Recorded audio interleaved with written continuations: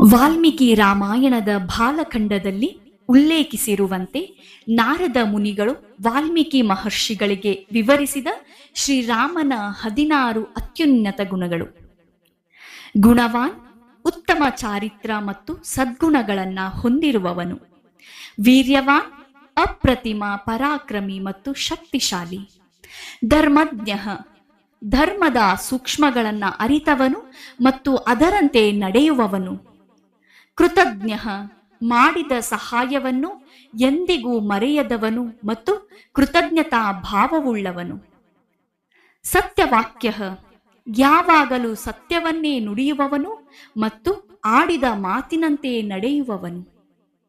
ದೃಢವ್ರತ, ಕೈಗೊಂಡ ಕೆಲಸವನ್ನು ಅಥವಾ ಸಂಕಲ್ಪವನ್ನ ಪೂರೈಸುವ ದೃಢ ಸಂಕಲ್ಪವುಳ್ಳವನು. ಚಾರಿತ್ರೇನ ಚ ಯುಕ್ತ, ಪರಿಶುದ್ಧವಾದ ನಡತೆ ಮತ್ತು ಉನ್ನತ ವ್ಯಕ್ತಿತ್ವವನ್ನ ಹೊಂದಿರುವವನು. ಸರ್ವಭೂತೇಷು ಹಿತಃ, ಎಲ್ಲ ಜೀವಿಗಳ ಒಳಿತನ್ನ ಬಯಸುವವನು ಮತ್ತು ಎಲ್ಲರಿಗೂ ಹಿತವನ್ನ ಮಾಡುವವನು. ವಿದ್ವಾನ್, ಸಕಲ ವೇದಶಾಸ್ತ್ರಗಳಲ್ಲಿ ಪರಿಣಿತನಾದ ಜ್ಞಾನಿ.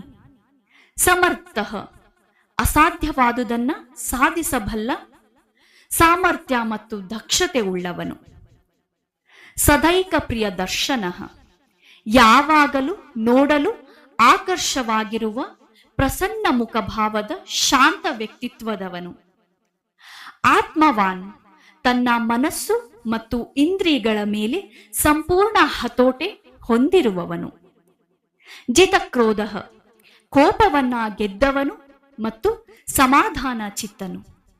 ದ್ಯುತಿಮಾನ್, ಮುಖದಲ್ಲಿ ದೈವಿ ತೇಜಸ್ಸು ಮತ್ತು ಕಾಂತಿಯನ್ನ ಹೊಂದಿರುವವನು. ಅನಸೂಯಕಃ, ಯಾರ ಮೇಲೂ ಅಸೂಯೆ ಪಡೆದವನು ಮತ್ತು ಇತರರ ಏಳಿಗೆಯನ್ನ ಕಂಡು ಸಂತೋಷ ಪಡುವವನು. ಕಸ್ಯ ಬಿಭ್ಯತೆ ದೇವಶ್ಚ ಜಾತೋರಶ್ಯಸ್ಯ ಸಂಯೋಗೆ, ಯುದ್ಧರಂಗದಲ್ಲಿ ಕ್ರೋಧದಿಂದ ನಿಂತಾಗ ದೇವತೆಗಳು ಸಹ ಭಯಪಡುವಂತಹ ಪರಾಕ್ರಮಿ.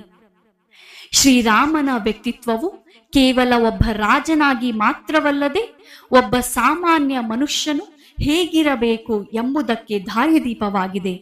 ಮರ್ಯಾದಾ ಪುರುಷೋತ್ತಮ ಎಂದರೆ ಸಮಾಜದ ಕಟ್ಟುಪಾಡುಗಳನ್ನು ಮೀರಿ ನಡೆಯದೆ ಅತ್ಯಂತ ಶ್ರೇಷ್ಠ ವ್ಯಕ್ತಿ.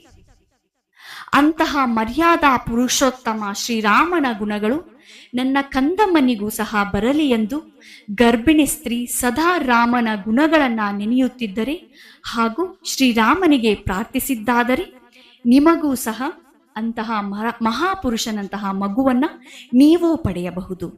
ಎಲ್ಲರಿಗೂ ಶ್ರೀರಾಮನವಮಿಯ ಶುಭಾಶಯಗಳು. ಶ್ರೀರಾಮನು ಎಲ್ಲರಿಗೂ ಒಳ್ಳೆಯದನ್ನ ಮಾಡಲಿ. ಧನ್ಯವಾದಗಳು.